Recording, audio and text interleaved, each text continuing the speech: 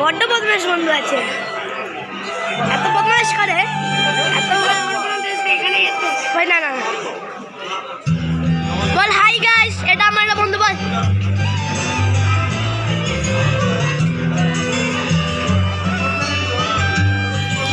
এই যে আমার বাবা। হ্যালো, তো আমি এখন ছেড়েছিলাম। হ্যালো গাইস, আমার একটা নতুন বন্ধু হয়ে গেল ভিডিও বাড়িতে। আমার